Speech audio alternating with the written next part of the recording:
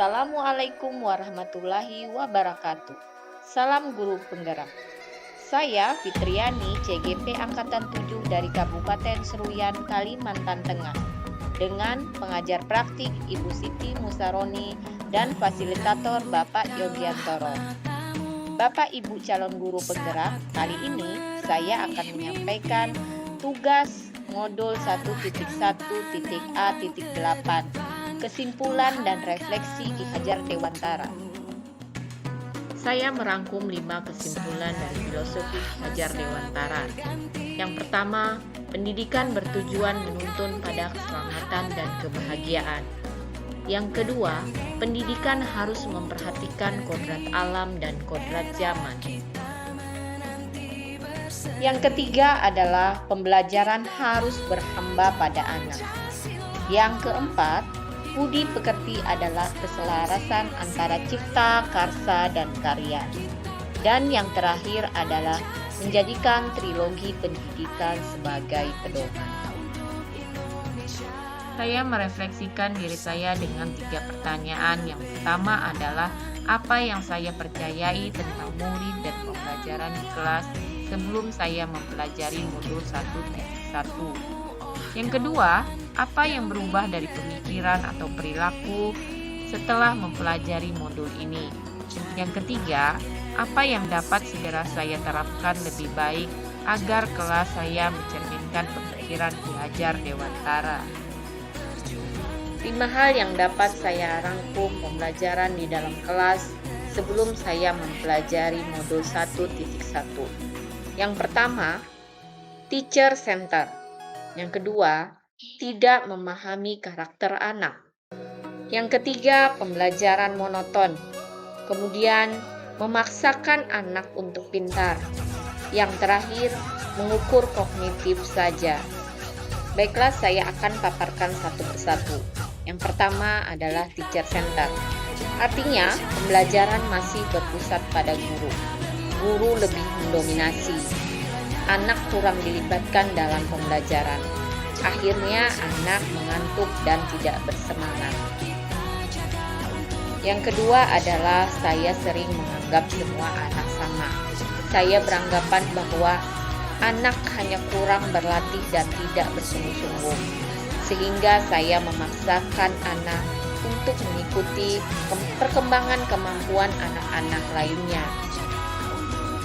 Yang ketiga adalah saya jarang menggunakan metode, media, model pembelajaran yang bervariasi.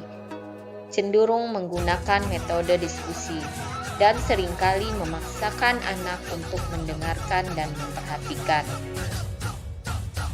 Yang keempat adalah menganggap ketercapaian KKM adalah keberhasilan siswa, sehingga saya lebih fokus pada peningkatan nilai siswa. Saya menganggap bahwa anak yang tidak mencapai KKM, saya anggap mereka belum berhasil. Terakhir adalah saya lebih sering menilai pengetahuan anak. Saya merasa bahwa pengetahuan adalah hal yang sangat penting. Padahal, antara pengetahuan, sikap, dan keterampilan harus berjalan beriringan. Refleksi yang kedua adalah apa yang berubah dari pemikiran atau perilaku saya setelah mempelajari modul 1.1. Yang pertama adalah menciptakan suasana belajar yang nyaman dan menyenangkan. Yang kedua adalah berupaya mengenal karakteristik setiap anak, misalnya dalam pengamatan dan wawancara. Yang ketiga adalah memberikan kebebasan kepada siswa. Yang keempat, menyeimbangkan aspek kognitif, afektif, dan psikomotor, sehingga pengetahuan, sikap, dan keterampilan dapat berjalan secara seimbang. Yang terakhir adalah menjadikan anak sebagai pemimpin pembelajaran, sehingga nantinya akan tercipta mandiri belajar. Yang ketiga, apa yang dapat segera saya terapkan lebih baik agar kelas saya mencerminkan pemikiran Ki Hajar Dewantara. Yang pertama adalah merancang pembelajaran yang menuntun sesuai dengan kodrat alam dan kodrat zaman. Yang kedua, mengarahkan kompetensi yang dimiliki anak sesuai dengan karakter, bakat, dan minat yang dimiliki anak. Yang ketiga adalah merancang pembelajaran kolaboratif, reflektif, dan kritis. Selanjutnya, membangun keselarasan antara kognitif, afektif, dan psikomotor. Dan yang terakhir adalah menerapkan merdeka belajar dengan membangun keyakinan kelas, sehingga pada akhirnya tercipta profil pelajar Pancasila.